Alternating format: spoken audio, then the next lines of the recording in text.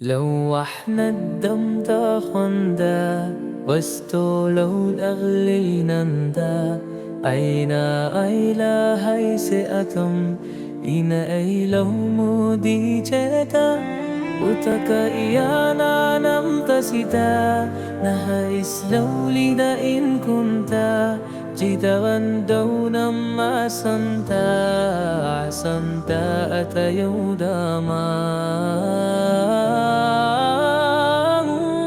مستمورا.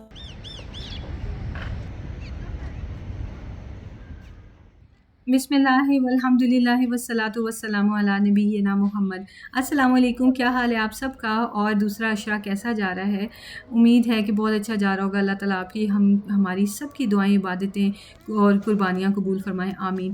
तो हम लोग कहीं बाहर खाने कुछ गए ही नहीं थे, तो मैंने सोचा कि हम लोग कहीं बाहर निकलते हैं। शहजाद से कहा तो कहते हैं यहाँ पे अलबेक है, तो चलो वहाँ पे खाते हैं जाके ना। तो वो रूफ़ टॉप पे था और यहीं हमने रोज़ा खोला और खजूरें वगैरह भी साथ मिल जाती हैं, हम पर अपनी भी लेके आए हुए थे।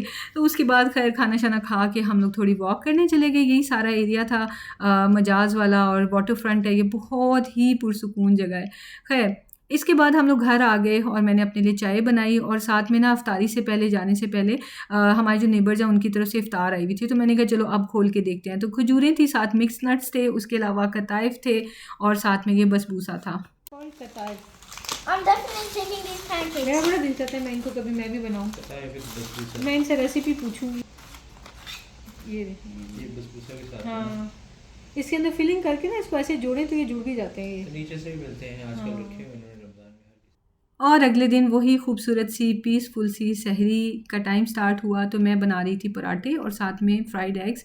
और पराठा ही अब मैं भी खाती हूँ। मैंने शुरू में ओट्स स्टार्ट किए थे, पर मुझे उसके बाद बहुत भूख लग रही थी। शुरू में 1-2 दिन ठीक लगा, पर उसके बाद ना बहुत भूख लग रही थी, तो मैं दोबारा पराठों पे आ गई। बट आई मेक श्योर कि मैं घी बहुत कम लगाऊँ, हैवीनेस की फीलिंग ना आए। और पराठा छोटा सा बनाती हूँ, साथ में 1 अंडा बनाती हूँ, तो मेरे लिए वो इनफ होता है।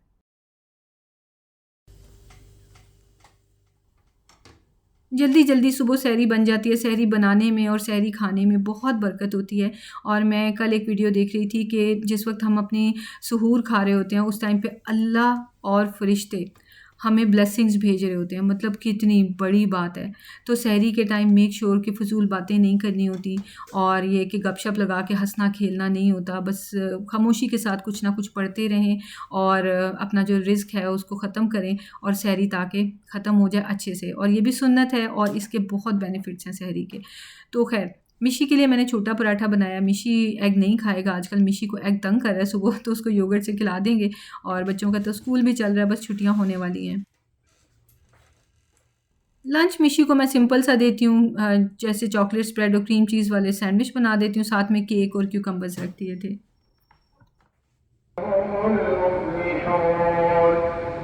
ولا تكونوا كالذين تفرقوا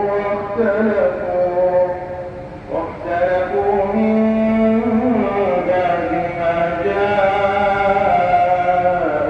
البينات। जब तक फ़जर की अज़ान नहीं होती वो टाइम मैं या तो कुरान पाक पढ़ने में निकाल लेती हूँ या फिर कोई तस्बीहात वगैरह, बच्चों को भी इसी तरफ लगाया होता है। फिर बच्चों के स्कूल जाने का टाइम हो जाता है। 5:10 पे फ़जर की अज़ान होती है और तकरीबन 5:45 बजे, आधे घंटे बाद ही ना बच्चे स्कूल चले जाते हैं। और फिर नमाज़ पढ़ती हूँ, नमाज से फ़्री होके तो मैं फिर तस्बीहात करके फिर सो जाते हैं मैं और शहज़ाद। ये तस्वीर देखेंगे मैं मक्का से लेके आई थी, अल्लाह मोहम्मद लिखा हुआ, बहुत खूबसूरत है। मैं मक्का को बहुत याद करती हूँ। मेरा इतना दिल करता है ना कि मैं किसी तरह चली जाऊँ उम्रा करने, बस डॉक्टर ने मना कर दिया हुआ है, वरना मुझे तो लगता है मैं बिल्कुल ठीक हूँ अब। पर चलें कोई नहीं, इंशाल्लाह नेक्स्ट टाइम सही। हर साल रमज़ान में शहज़ाद लेके जाते थे, चलें अल्लाह ने नसीब में लिखा हुआ तो अगले साल। तो फिर मैंने कुरान पाक की भी तिलावत की दोबारा नमाज़ पढ़ने के बाद। और सुबह के टाइम तिलावत करना बहुत अच्छा होता है क्योंकि उस टाइम पे फ़रिश्ते इकट्ठे होते हैं और इसलिए फ़जर के टाइम ज़रूर तिलावत किया करें। आई थिंक सभी करते हैं, लेकिन ये कि वीडियो बच्चे भी देखते हैं ना, बच्चे बच्चियाँ, तो चलें नसीहत सही उनके लिए, वरना मम्माज़ तो सब कर रही होती हैं।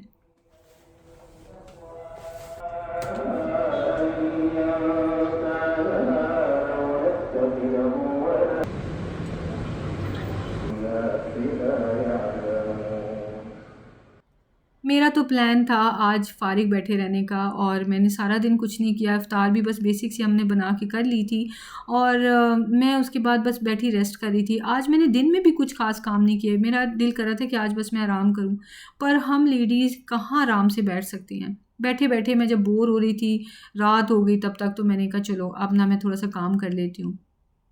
ये जो मेरी वार्डरोब है, इसमें मेरे कुछ कपड़े हैं जो मैं अब नहीं पहनती हूँ, कुछ हैं जो विंटर के हैं। इन सबको मैंने सॉर्ट करना है। जो नहीं पहनती हूँ वो मैं गिव अवे कर दूँगी। विंटर वाले जो हैं उनको मैं बैग में रख दूँगी।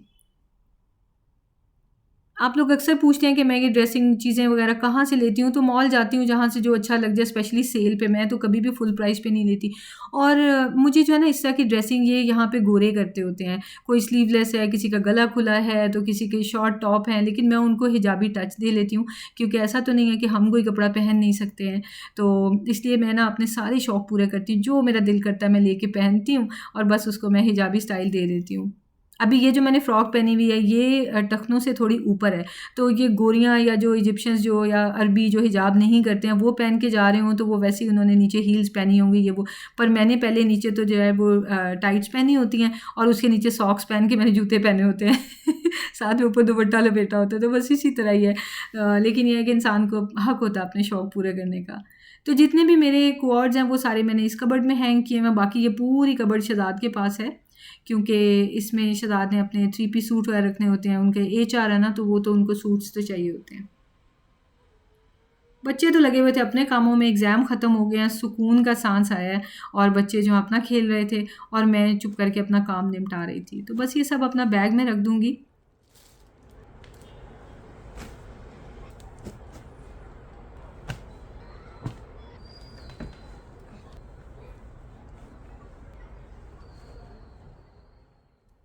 अब ना चाय की बहुत तलब हो रही थी, दिल कर रहा था थोड़ा बाहर बैठूँ। आज प्लेजेंट सा मौसम था ना, ठंडी-ठंडी हवा चल रही थी।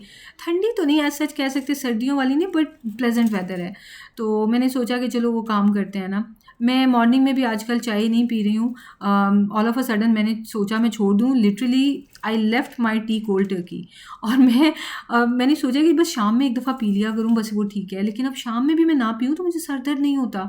सर्जरी के बाद ये एक अच्छी चीज़ हुई है कि मेरी चाय छूटी है ना, तो वो परमानेंट छूट ही गई है तो खैर, काम तो मैंने सारे निपटा लिए। उसके बाद मैं गई किचन में। मैंने सोचा कि ये पहले ना बर्तन वगैरह जो इफ्तारी के इकट्ठे हुए थे वो समेट लेती हूँ, धोने वाले धोने के लिए रख देती हूँ डिश वॉशर में, हाथ से जैसे भी है, और बस उसके बाद फिर मैं सुकून से बैठ जाऊँगी, थोड़ा बच्चों से गपशप लगाऊँगी, और थोड़ा मैं अपनी चाय इंजॉय करूँगी।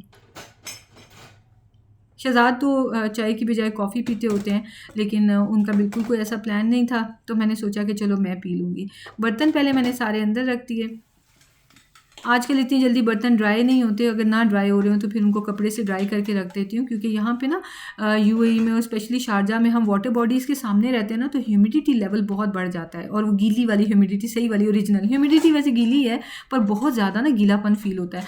तो कैबिनेट्स में क्या होता है कि फिर फंगस लगने लग जाती है। तो जब मैं नई नई यहाँ पे आई थी, मुझे अंदाज़ा नहीं होता था, धुले हुए बर्तन में रख देती थी कैबिनेट में, तो वो तो जनाब फंगस लगने लग गई है।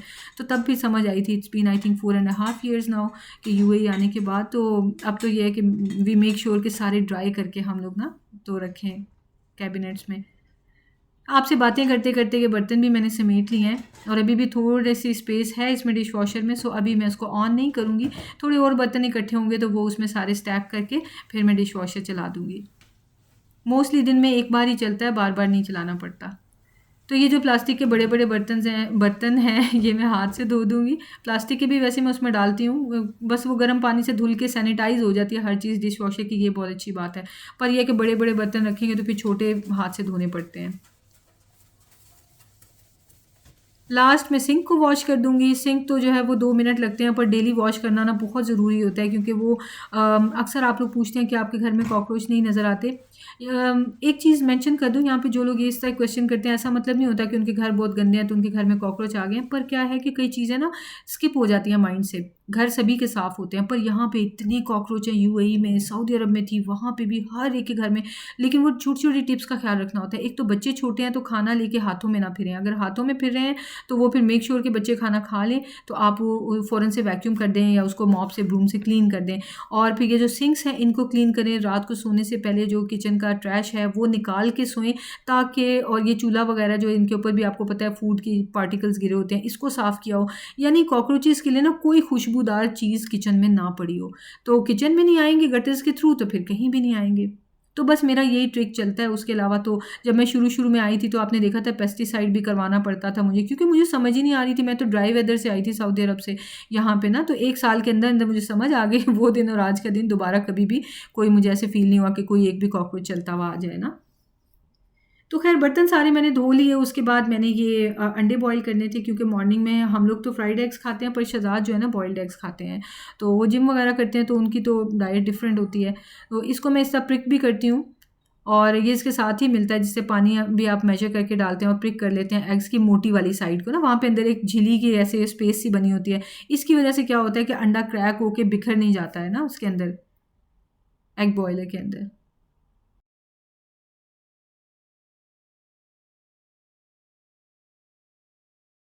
फाइनली अल्हम्दुलिल्लाह मेरे सारे काम ख़त्म हुए, रेस्ट भी मैंने खूब कर लिया था। ये तो बेसिक से काम होते हैं, बर्तन धोना, किचन क्लीन करना, इससे फिर थकावट नहीं होती है कि चलो निपटाओ, क्लीन करो और फिर सुकून से ज़िम्मेदारी से फ्री होकर बैठ जाओ।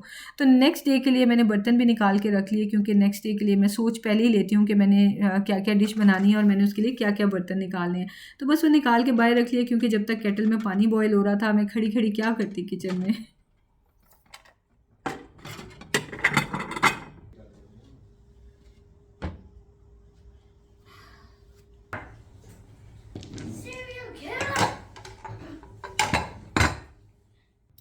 आज मेरा दिल कर रहा है रोज़ टी पीने का, और आहिस्ता आहिस्ता चाय की आदत छूटती जा रही है, मज़ा बहुत आ रहा है। तो ये मैंने हिबिस्कस का फ्लावर डाला है ड्राई हुआ हुआ, और एक रोज़ बड डाली है। हिबिस्कस जो है ना वो थोड़ा सा खट्टा खट्टा होता है, और रोज़ तो मतलब उसका फ्लेवर नहीं होता, पर खुशबू बहुत होती है उसकी। तो ये दोनों मिलके पिंक सा कलर बन जाता है। अगर आप सिर्फ हिबिस्कस टी बनाए ना तो बिल्कुल अनार जैसा रेड टी बन जाएगी। सो छोटा सा मैंने एक फूल का एक पार्ट डाला है हिबिस्कस का, और रोज़ बड पूरी डाली है, थोड़ी सी हनी भी डाल दिया और इसको मिक्स कर लिया। तो ये इतनी कम्फर्टिंग सूदिंग किस्म की ये टी होती है, बहुत मज़ेदार। पर मुझे भूख लग रही थी तो साथ में मैंने एक क्रोसान भी ले लिया चॉकलेट फिल्ड। तो बस यहाँ पे बैठ के मैं अब अपना ये टाइम एंजॉय करूँगी। साथ में ये लाइटिंग, मुझे बहुत मज़ा आ रहा था, मतलब बहुत ही कंफर्टेबल था। और बस अल्लाह ताला ने जो भी दिया हुआ है अल्हम्दुलिल्लाह फ़ी कुल्ले हाल। कई लोगों के पास माशाल्लाह बैल्कनीज़ बड़ी हैं, कईयों के पास विलाज़ हैं, बट आपके पास भी जो भी है ना, डोंट फॉरगेट टू से अल्हम्दुलिल्लाह। अल्लाह ने ज़िंदगी, जान, सलामती सब दी है ना, बस वही चाहिए, पैसा दौलत नहीं चाहिए होती। मिलते हैं नेक्स्ट वीडियो में। टेक केयर, अल्लाह हाफ़िज़।